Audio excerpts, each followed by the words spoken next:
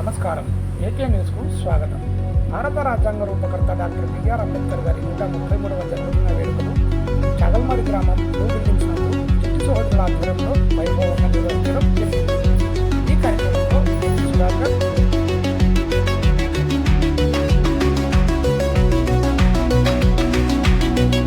ఈరోజు భారత రాజ్యాంగ నిర్మాత డాక్టర్ బిఆర్ అంబేద్కర్ గారి 133వ జన్మదినం సందర్భంగా చాగలమరి న్యూ బిల్డింగ్స్ నందు మా మిత్రులు, మా శ్రేయోభిలాషుల ఆధ్వర్యంలో జన్మదిన వేడుకలు చేసుకొని ఆ మహనీయునికి ఘనంగా నివాళులు అర్పించాము. బిఆర్ అంబేద్కర్ గారి గురించి చెప్పాలంటే మాటలు సరిపోవు. ఆయన గురించి పుస్తకాలు రాయాలంటే కూడా ఎన్నో పుస్తకాలు రాయాల్సింది ఉంటుంది.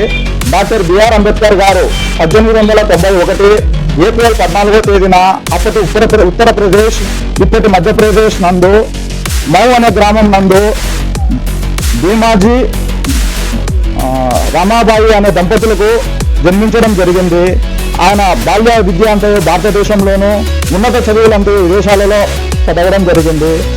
ఆయన కొలంబియా యూనివర్సిటీ నందు పిహెచ్డి, లండన్ యూనివర్సిటీ నుండి డాక్టరేటు, అంతేకాకుండా 32 డిగ్రీలు పూర్తి చేసి భారతదేశంలోనే పేరుగాంచినాడు. ఆయన బౌద్ధ మతాన్ని స్వీకరించి ఆనాడు అగ్రకులాల చేతిలో వివక్షకు గురైనటువంటి దళితులను, వెనకబడిన వారిని కూడా బౌద్ధ మతంలో చేర్పించి సమాజం పట్ల తన సేవా దృక్పథాన్ని చాటి చెప్పుకోవడం జరిగింది.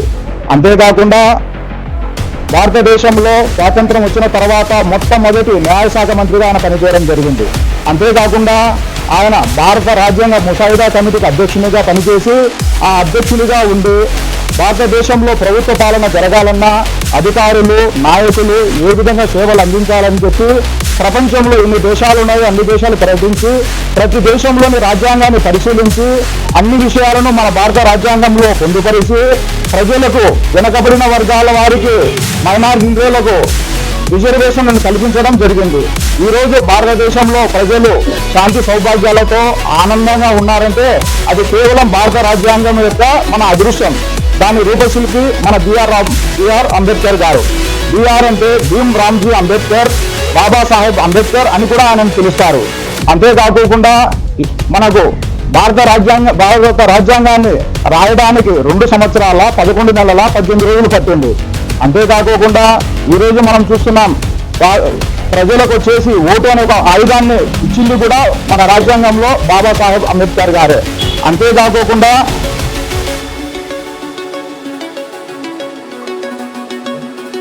మన భారతదేశంలో పరిపాలనకు ముఖ్య సూచిక భారత రాజ్యాంగం అని, ప్రతి విషయాన్ని కూడా భారత రాజ్యాంగం ద్వారానే తీసుకొని పరిపాలన సాగించాలని కూడా అంబేద్కర్ గారు సూచించారు. అంతేకాకుండా ఈయన సేవలను గుర్తించినటువంటి మన భారత ప్రభుత్వం ఆయనకు భారతరత్న అవార్డుని కూడా సత్కరించింది.